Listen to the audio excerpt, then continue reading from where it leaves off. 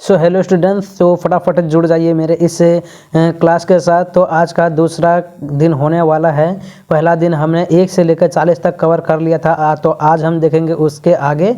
तो चलिए इसका नेक्स्ट प्रश्न हम देख लेते हैं। यहाँ से 1 से 40 तक तो हमने देख लिया था। चलिए हम आज देखेंगे 40 से आगे। आई होप कि आप लोग उस वीडियो को ज़रूर देखे होंगे और उससे ज़रूर कुछ ना कुछ सीखे होंगे। आप लोग अभी तक नहीं देखे हैं तो मेरे चैनल में जाके वो वीडियो देख सकते हैं, ठीक है। तो चलिए हम इसके आगे देखते हैं, ठीक है। तो हमने 40 तक कवर कर लिया था, तो आज हम देखेंगे 41 नंबर से। इस क्लास ये क्लास आप लोगों के लिए बहुत ही महत्वपूर्ण होने वाली है, जिसमें कि हमने 1 से लेकर 40 तक कवर कर लिया। आपने अभी तक नहीं देखा है तो जाके अभी देख सकते हैं मिथुन स्टडी सेंटर में। मिथुन स्टडी सेंटर 11 नाम है मेरे चैनल का, उसको जाके सब्सक्राइब कर लीजिए और बेल आइकन को जरूर ऑन कर लीजिए, ठीक है। तो चलिए मैं इसका 41वां प्रश्न स्टार्ट करता हूँ। आप लोग फटाफट जुड़ जाइए और क्लास को लाइक जरूर कर लीजिए। तो चलिए हम 41वां प्रश्न स्टार्ट करते हैं। तो आज का 41वां प्रश्न है, अन्नामलाई बाग अभयारण्य कहाँ स्थित है? अन्नामलाई बाग कहाँ स्थित है? तो 41 का राइट आंसर क्या होने वाला है, आप लोग कमेंट कीजिए। 41 का राइट आंसर क्या होने वाला है? ये तो देख के लग रहा है कहाँ होने वाला है। तो इसका राइट आंसर हो जाएगा ऑप्शन नंबर ए, तमिलनाडु में। यानी कि अन्नामलाई बाग अभयारण्य कहाँ स्थित है? तो तमिलनाडु में। याद करते चलेंगे और नोट करते चलेंगे। तो चलिए इसका 42वां प्रश्न देख लेते हैं। 42वां प्रश्न कह रहा है निम्नलिखित में से किस में जीवाश्म होते हैं? आपको बताना है ग्रेफाइट में होते हैं या लोहा में या कोयला में या अब्रक में, किस में होता है जीवाश्म, ये आपको बताना है। फटाफट कमेंट कीजिए कि किस में जीवाश्म होते हैं। तो इसका राइट आंसर हो जाएगा ऑप्शन नंबर सी, कोयला, इसमें जीवाश्म होते हैं। तो चलिए इसका अगला प्रश्न देख लेते हैं। 43वां प्रश्न क्या कह रहा है? 43वां प्रश्न है यानी कि तांबा खनन से कौन सा स्थान संबंधित है? आपको बताना है तांबा खनन यानी कि जो खोद के निकालते हैं, मतलब कौन सा स्थान संबंधित है। तो आपको बताना है इनमें से कौन सा सही है। तो 43 का जो है राइट आंसर हो जाएगा ऑप्शन नंबर सी, यानी कि खेतड़ी इसका राइट आंसर है, जो कि राजस्थान में है। कहाँ है? खेतड़ी कहाँ है? राजस्थान में है। याद रखना है खेतड़ी कहाँ है? राजस्थान में। आई होप कि आप लोग को याद हो रहा होगा। तो चलिए इसका अगला प्रश्न देख लेते हैं। अगला प्रश्न है 44वां प्रश्न, गोंडवाना कोयला क्षेत्र किस नदी घाटी में पाया जाता है? आपको बताना है गोंडवाना कोयला क्षेत्र किस नदी घाटी में पाया जाता है। तो 44 का राइट आंसर क्या होने वाला है, आप लोग फटाफट कमेंट कीजिए। तो 44 का जो है राइट आंसर होने वाला है ऑप्शन नंबर डी, यानी कि इनमें सभी, यानी कि दामोदर घाटी, सोन घाटी और गोदावरी घाटी। गोंडवाना कोयला क्षेत्र किस नदी घाटी में पाया जाता है? यानी कि इनमें सभी घाटी में पाया जाता है। कौन कौन? दामोदर घाटी, सोन घाटी और गोदावरी घाटी में, यानी कि इनमें सभी में क्या पाया जाता है, ठीक है। तो चलिए इसका 45वां प्रश्न देख लेते हैं। 45वां प्रश्न क्या कह रहा है? 45वां प्रश्न कह रहा है निम्नलिखित में से कौन नकदी फसल का उदाहरण है? आपको बताना है इनमें से कौन नकदी फसल है जिसको हम लोग उगाते हैं और डायरेक्ट मार्केट में सप्लाई करने के लिए तैयार हो जाता है, बेचने के लिए तैयार हो जाता है। तो आपको बताना है इनमें से कौन नकदी फसल है, गन्ना, रबर, मूंगफली या इनमें सभी, आपको बताना है। तो फटाफट कमेंट कीजिए क्या होने वाला है इसका राइट आंसर।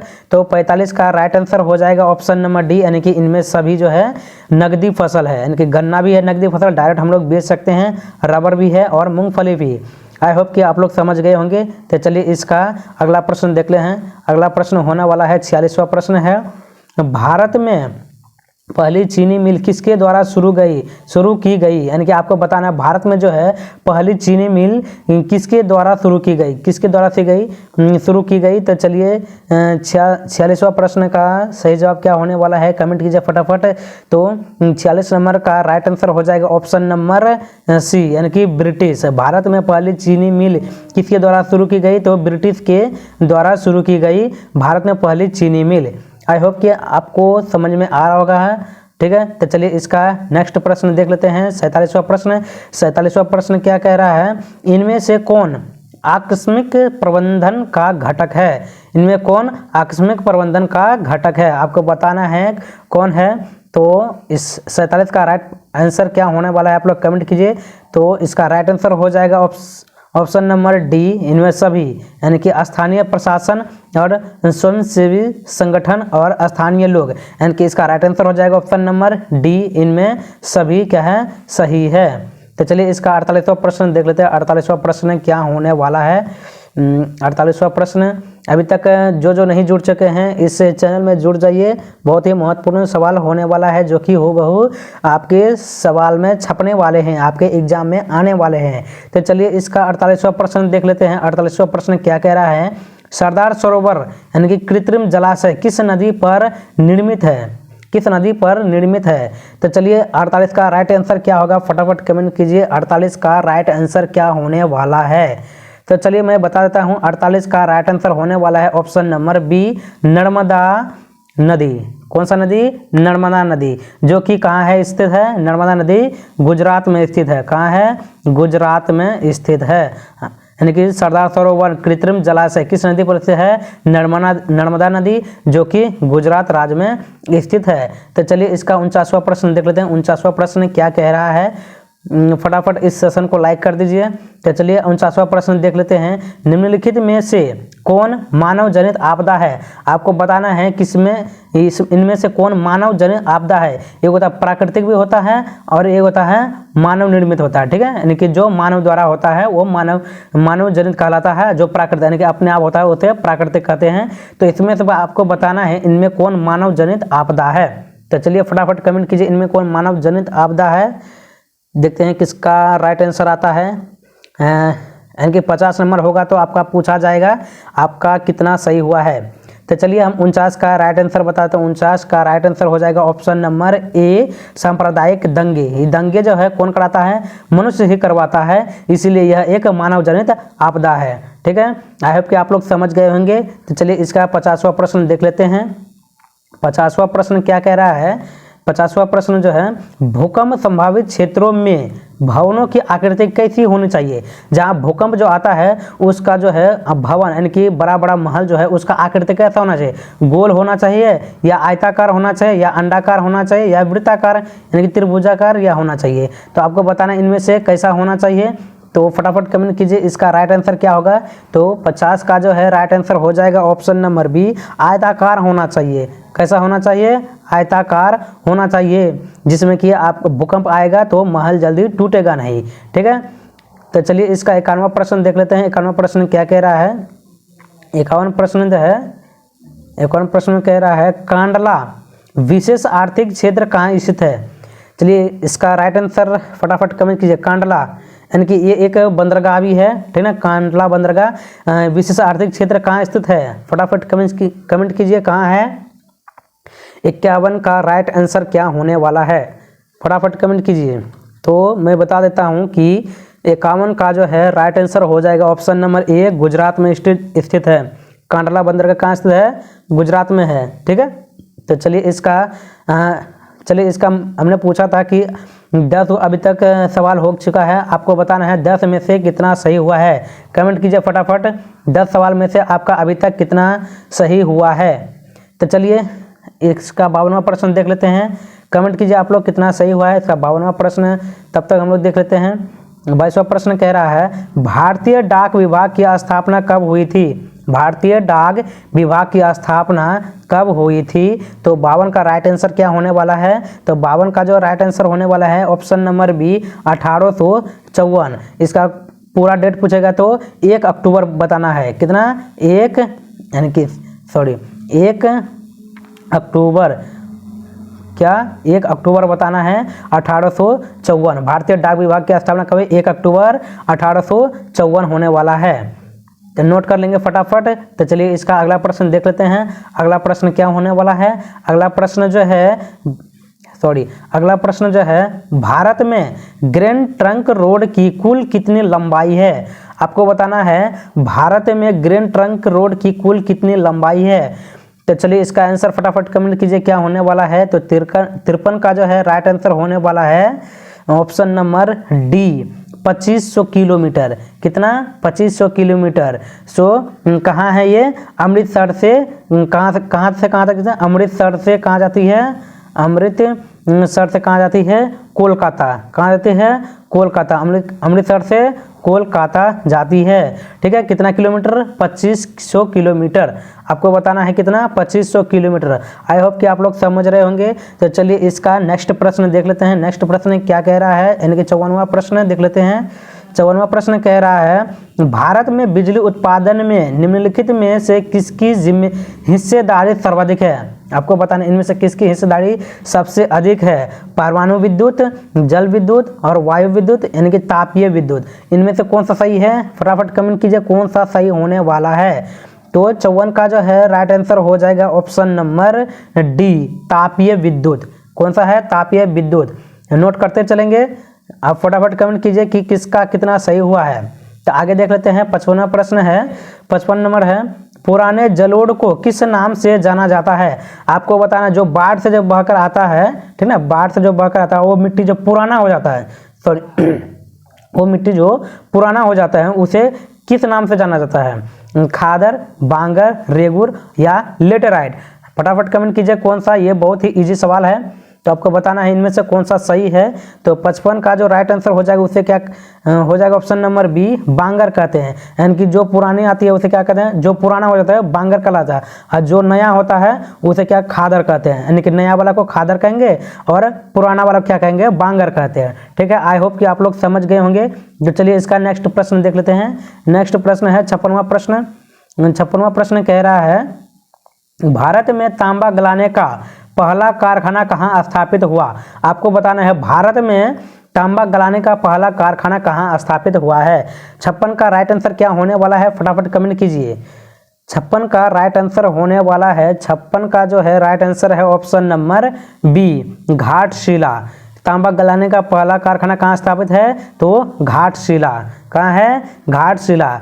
आई होप आप लोग समझ गए होंगे। तो चलिए इसका अगला प्रश्न देख लेते हैं। 57 प्रश्न, 57 नंबर प्रश्न। 57 नंबर प्रश्न कह रहा है काजू की खेती के लिए कौन सी मिट्टी उपयुक्त है? आपको बताना है इनमें से कौन जो है काजू की खेती के लिए सबसे उपयुक्त मिट्टी है, कौन है? तो फटाफट कमेंट कीजिए कौन होगा इसका राइट आंसर। तो 57 का जो है राइट आंसर हो जाएगा ऑप्शन नंबर बी, लेटेराइट मिट्टी। यह काजू की खेती के लिए सबसे बेस्ट मिट्टी है। ठीक है, तो चलिए इसका अगला प्रश्न देख लेते हैं। अगला प्रश्न है 58 नंबर है। 58 नंबर, प्रसिद्ध सिंदरी उर्वरक संयंत्र कहाँ स्थित है? आपको बताना है प्रसिद्ध सिंदरी उर्वरक संयंत्र कहाँ स्थित है? तो 58 का जो है राइट आंसर होने वाला है ऑप्शन नंबर सी, झारखंड। कहाँ है? झारखंड, जो कि धनबाद जिले में है। झारखंड में जो है कहाँ है? धनबाद जिले में है स्थित है। कहाँ है? धनबाद जिले। ठीक है, प्रसिद्ध सिंदरी उर्वरक संयंत्र कहाँ स्थित है? झारखंड में, और जिला कौन है? धनबाद जिला। ठीक है, आई होप आप लोग समझ गए होंगे। तो चलिए इसका अगला प्रश्न देख लेते हैं। अगला प्रश्न क्या होने वाला है?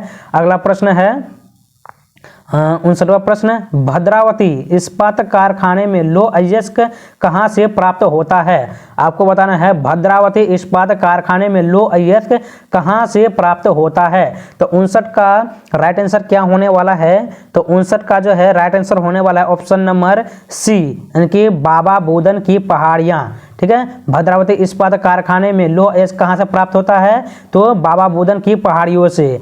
कहाँ? बाबा बुदन की पहाड़ियों से। याद करते चलेंगे, अभी थोड़ा देर बाद हम फिर पूछेंगे आपका 20 में से कितना सही हुआ है।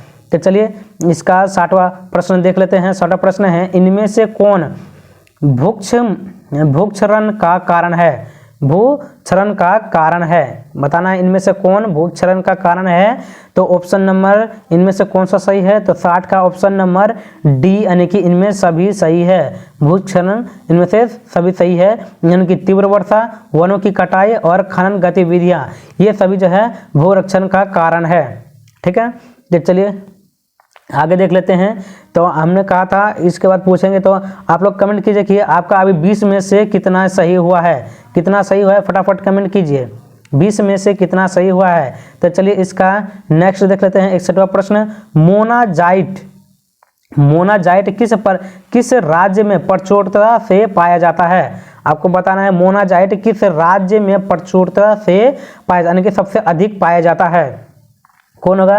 तो 61 का राइट आंसर क्या होने वाला है? 61 का राइट आंसर है ऑप्शन नंबर बी, केरल में। केरल में जो है मोनाजाइट एकदम भरपूर मात्रा में पाया जाता है। तो चलिए इसका 62वां प्रश्न देख लेते हैं। 62वां प्रश्न क्या कह रहा है? 62वां प्रश्न जो है, भारत में सर्वाधिक विस्तृत भू आकृति कौन है? आपको बताना है भारत में सर्वाधिक विस्तृत भू आकृति कौन है। तो 62 का राइट आंसर क्या होने वाला है? फटाफट कमेंट कीजिए। तो 62 का जो है राइट आंसर होने वाला है ऑप्शन नंबर बी, पठार। यानी कि भारत में सर्वाधिक विस्तृत भू आकृति कौन सा है?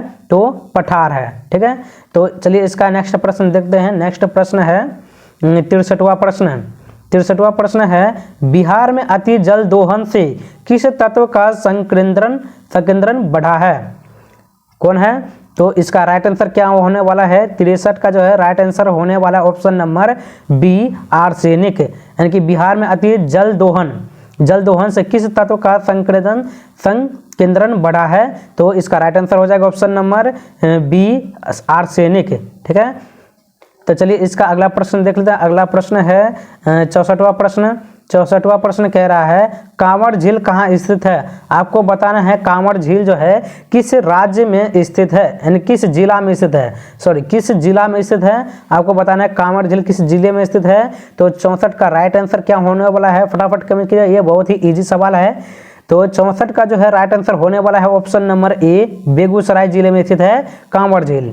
बेगूसराय जिले में स्थित है कांवड़ झील। तो चलिए इसका नेक्स्ट सवाल देख लेते हैं। नेक्स्ट सवाल क्या है? 65वां प्रश्न। 65वां प्रश्न है, भारत में मैंग्रोव्स मुख्यतः कहाँ पाया जाता है? आपको बताना है भारत में मैंग्रोव्स जो है मुख्यतः कहाँ पाया जाता है। फटाफट कमेंट कीजिए 65 का राइट आंसर क्या होने वाला है। तो 65 का जो है राइट आंसर होने वाला है ऑप्शन नंबर बी, सुंदरवन। ठीक है, कहाँ पाया जाता है? सुंदरवन में पाया जाता है। भारत में मैंग्रोव्स मुख्यतः कहाँ पाया जाता है? तो सुंदरवन में पाया जाता है, यानी कि ऑप्शन नंबर बी सही है। तो चलिए इसका अगला प्रश्न देख लेते हैं। 66वां प्रश्न है।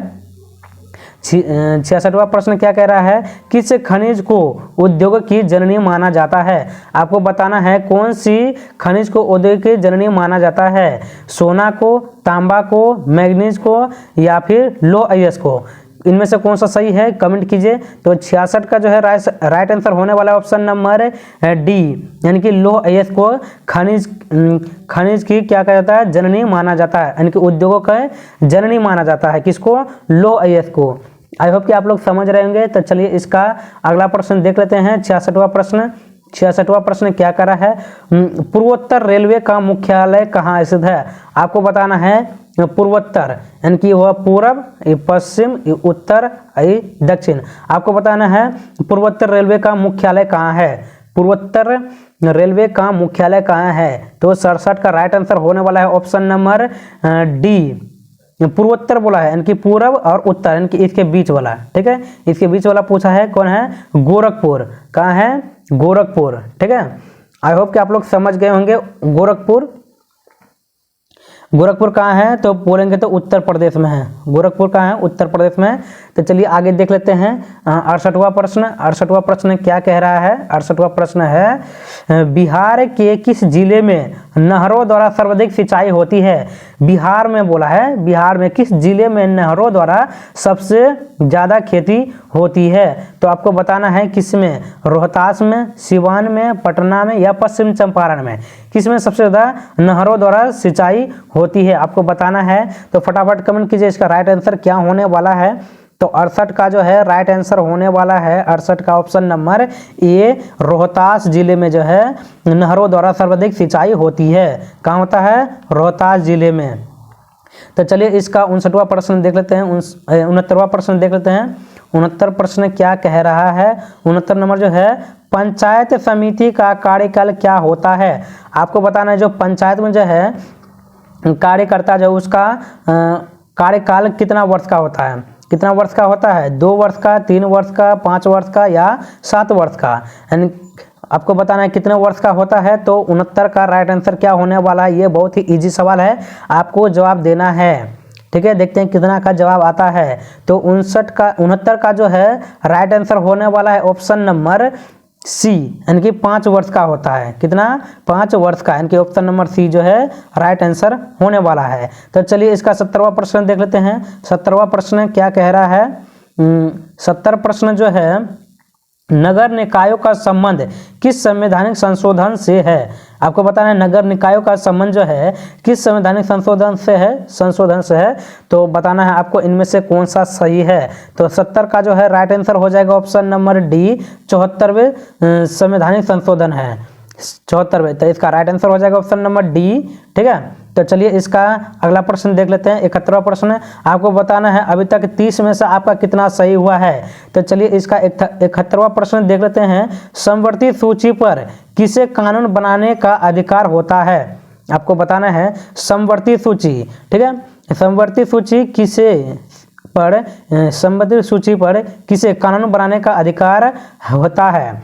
तो इस 71 का राइट आंसर क्या होने वाला है? फटाफट कमेंट कीजिए। तो 71 का राइट आंसर होने वाला है ऑप्शन नंबर सी, यानी कि ए और बी दोनों, राज्य सरकार और केंद्र सरकार दोनों। समवर्ती सूची पर किसे कानून बनाने का अधिकार है? तो दोनों को प्राप्त है, राज्य सरकार को भी है और केंद्र सरकार, यानी कि दोनों क्या जो है कानून बना सकता है। ठीक है, दोनों को कानून बनाने का अधिकार पूरा है। ठीक है, तो चलिए इसका अगला प्रश्न देख लेते हैं। 72वां प्रश्न है।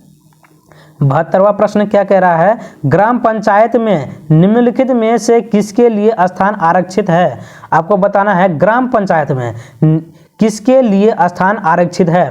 तो आपको बताना है अनुसूचित जाति एवं जनजाति, पिछड़ा वर्ग और महिला, इनमें सभी। आपको बताना इनमें से कौन सा सही है। तो 72 का जो है राइट आंसर होने वाला है ऑप्शन नंबर डी, इनमें सभी, यानी कि ग्राम पंचायत में जो है ये सब के लिए क्या है? आरक्षित है। ठीक है, स्थान क्या है? आरक्षित है। अनुसूचित जाति एवं जनजाति, पिछड़ा वर्ग और महिला, इनमें सभी के लिए क्या है? स्थान क्या है? आरक्षित है। ठीक है, तो इसका राइट आंसर जाएगा ऑप्शन नंबर डी। तो चलिए इसका अगला प्रश्न देख लेते हैं। अगला प्रश्न क्या होने वाला है? तो अगला प्रश्न है 73वां प्रश्न है।